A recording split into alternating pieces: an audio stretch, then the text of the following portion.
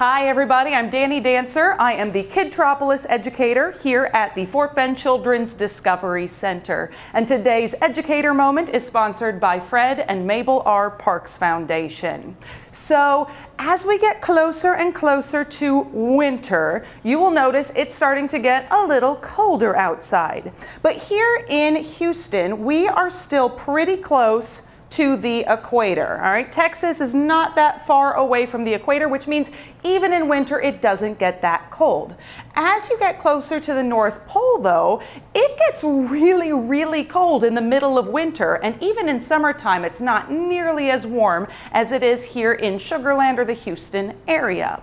So that means that animals that live up here have to have some natural adaptations. So things that they have developed over many years that help them stay warm. So today we are going to look at two animals that live up here in the Arctic Ocean, way up towards that North Pole, who have to find ways to stay warm all year, and that is a polar bear and a puffin. And then what we're going to do is we're going to do a craft activity to look at our polar bear, and we are going to do a food snack recipe for our puffin. So our polar bear, dun dun dun dun, look how cute he is. I know. All right, so polar bears actually live up in the Arctic Ocean. They tend to live off of the edges of where there would be ice, so that's where they can get out. They can do their hunting up there. They eat seals mainly is kind of their best diet.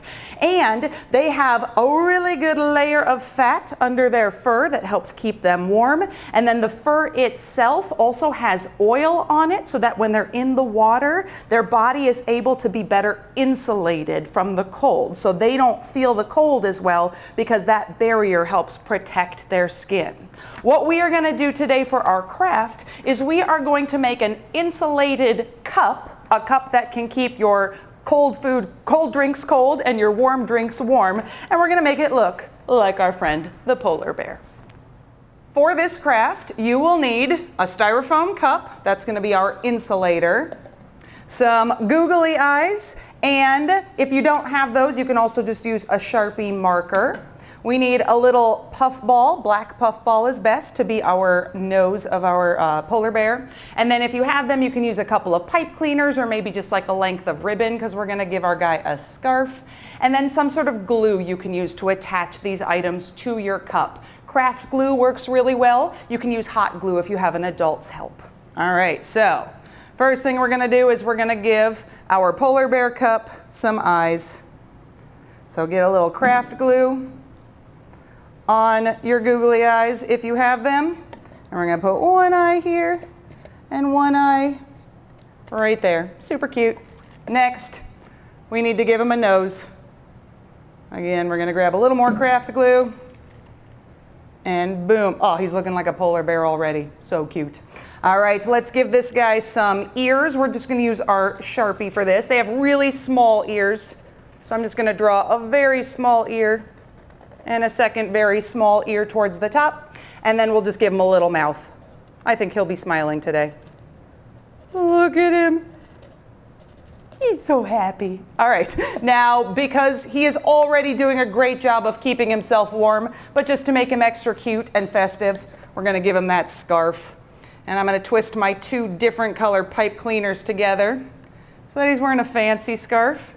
You can just use one pipe cleaner for this if you like, but you know, he went shopping. He got something extra cute. All right, and we're just going to take this and wrap it around and twist the ends just like that. Check it out. It is all ready. I can put cold stuff in this. He'll help keep it cold. I can put warm stuff in and it'll keep it warm. Now to go along with our beverage, we are also going to make a little snack. And this snack is based on another animal that you can find in the Arctic Ocean.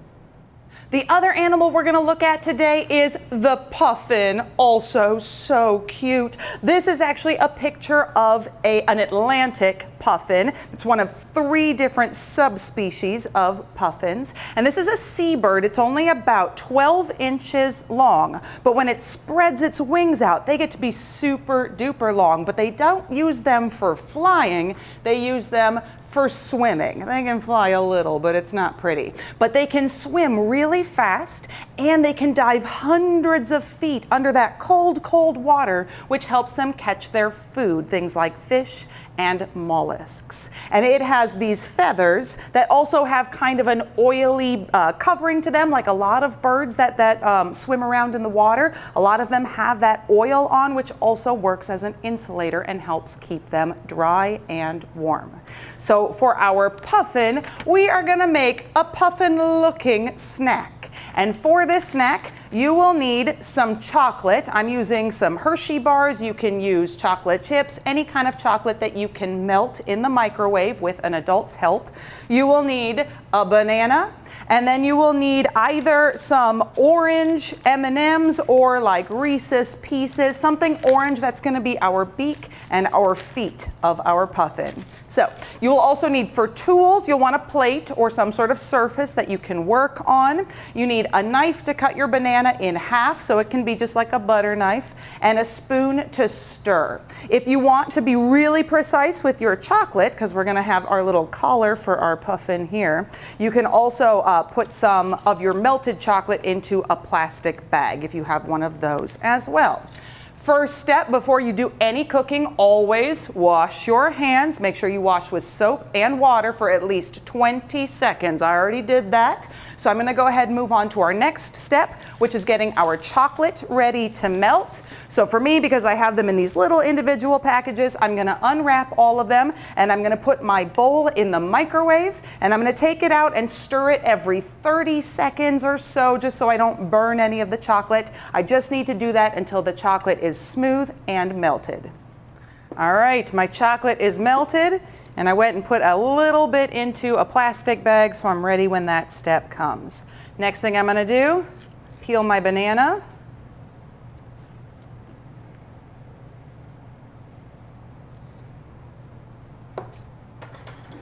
And I'm gonna cut my banana in half, because we will actually get to make 2 little puffins for this activity. All right, I'm gonna get this spoon out of the way. And what I wanna do is I wanna take my first banana half and I wanna dip it in with the pointy end first. I'm not trying to cover the whole thing. I'm just trying to get the black feathers that you would see in the back and on the top of his head. This is his head up here. He's upside down right now. All right, right, what's a good thing he's a good swimmer. Let's get some chocolate on this guy. I might get my fingers in the chocolate. You know what, that's okay, because I got another puffin to make after this one. There we go. Oh, it looks delicious already. I set that on my plate. And I'm gonna do the same thing with puffin number 2. Puffins need a partner. You gotta hunt together, go fishing. All right, I'll put that one right there. I'll flip them around so that they're face up for everybody. And now I'm gonna take my chocolate and I wanna give him a couple of little eyes. I'm actually gonna give him some, I got my Reese's Pieces here. So I'm gonna actually glue, he's gonna get some really big eyes for this activity. Puffin's eyes aren't usually this big, but you know what? Any excuse to eat a couple more pieces of chocolate with my nice healthy banana fruit seems okay by me. And now we're gonna give him his big beak. Now their beaks are actually kind of reddish, but I'm gonna stick with this orange one here. Here, I'm gonna squish it into the banana a little bit. There we are. And now here's where I'm gonna get a little extra chocolate in, because again, nothing wrong with that. So I can get that nice band that goes around my puffin fish right underneath that beak. Stay on, big Reese's eyeball. Perfect. Give him a couple of feet. I got 1 feet that can glue on here. This might shift around a little bit. We'll see if I can get it to stay a little bit. Oh, he's running. He's trying to fly. Don't do it. You'll look silly. That's okay. We're going to put his feet down at the bottom for today. There we go. The good thing about this is as soon as you've made your puffin fish, it's good to put it in the fridge for a minute, because of course our melted chocolate will then have a chance to set. but I think we can all see that these look identical, right? Right? So close. He's pretty cute though, and I am going to be honest, I'm very excited to eat my chocolate covered banana puffin bird here. Check it out. You can barely tell the difference between the craft and snack and the real animals, right? All right, I had to do a little bit of mending to my puffin here. I reattached his little feet and I put him in the freezer for just about 5 minutes. That really helps because that melted chocolate's a little slippery.